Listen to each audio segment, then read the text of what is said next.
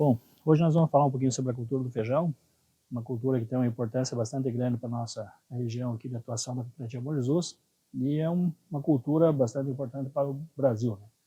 Base da alimentação do brasileiro, e nós temos aí uma parcela e participação na produção aí. Bom, em termos de consumo de feijão no Brasil, basicamente se consome boa parte do volume de feijão do grupo carioca, né, que são feijões claros, né, feijão branco, com listras aí, né, com listras marronzinhas no grão, e que, digamos, fazem parte de pelo menos 70% do consumo aí do feijão do Brasil. Mas na nossa região a produção é focada no feijão preto, em função de algumas características culturais e também características climáticas, né? Então se intensificou a produção do feijão preto. Em termos de feijão preto, hoje nós temos basicamente 5 ou 6 cultivares que são trabalhadas, mas uma que predomina, que é o BRS Esteio, que é o cultivar hoje mais plantado aqui na nossa região, que tem alguns pontos bastante positivos, mas que em algumas situações ele acaba tendo uma certa dificuldade. É um feijão que tem uma característica muito positiva no aspecto de produção, né? Uma boa tolerância à antracnose, que é a principal doença aqui da região, mas que tem como características desfavoráveis para cultivar o crescimento de uma doença foliar causada por bactéria, que é o crescimento bacteriano. Isso vem provocando e trazendo dificuldades na condução das lavouras e provocando algumas perdas significativas na produção, né? Um outro aspecto que tem sido levantado nas últimas safras é a questão do esteio ter um tempo de prateleira um pouco menor que os demais cultivares, né? Então ela acaba ficando com a qualidade culinária comprometida a partir do momento que fica estocado um certo tempo.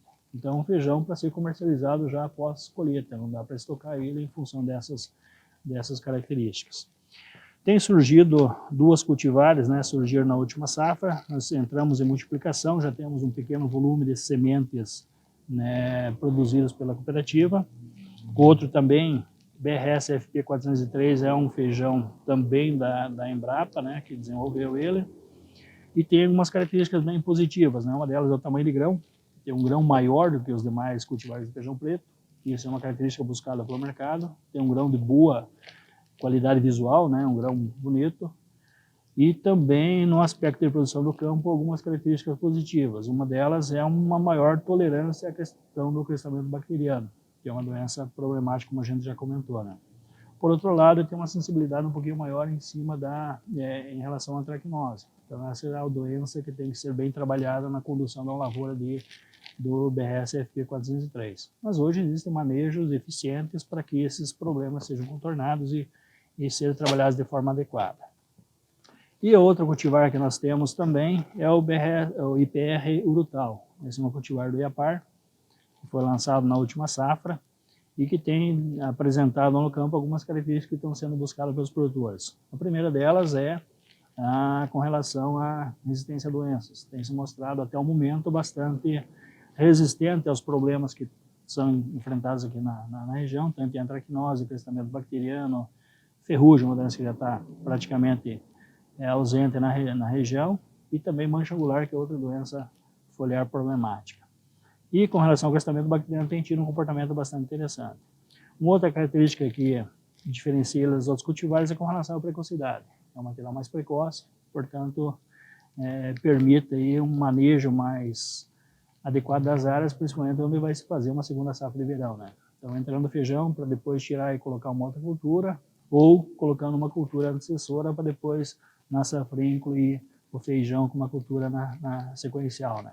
Então, o feijão que se encaixa melhor nessas situações em função do ciclo ser um pouco mais curto aí. Dá em torno de 10 a 12 dias em relação ao esteio mais precoce.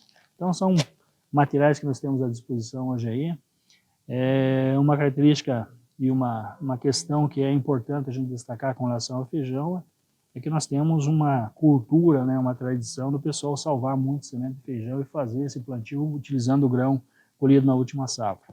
Esse é um dos principais fatores que tem levado aí a perda, né, de tempo de uso das cultivares, né? Você não tem o critério necessário, muitas vezes, para produzir uma semente de boa qualidade, e isso leva a aumentar os problemas sanitários do material, e isso tudo vai se transformar lá na frente, no campo, numa inviabilização da cultivar em função desses problemas que acabam sendo ampliados. Então, o que a gente recomenda hoje em termos de cultivo de feijão. Nós temos que buscar ferramentas para manejar de forma adequada a cultura.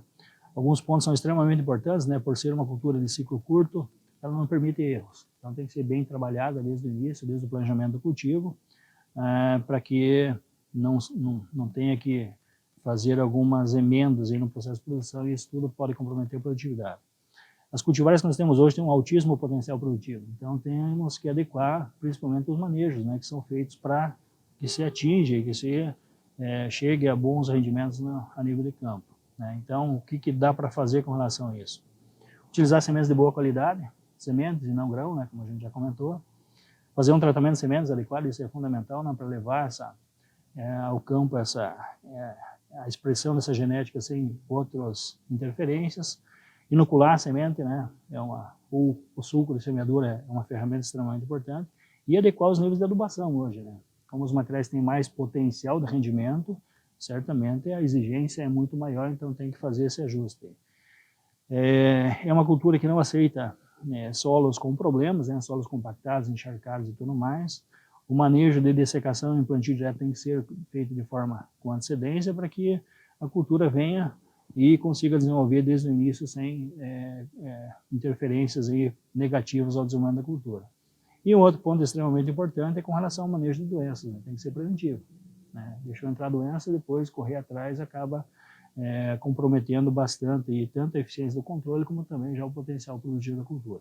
Então é uma cultura interessante do ponto de vista econômico para os produtores, mas que tem que ser trabalhada de forma mais adequada e se evoluir nesse processo de produção para que a gente atenda às necessidades do mercado com relação à qualidade e também ao volume de produção necessário para que ela viabilize dentro da área do produtor.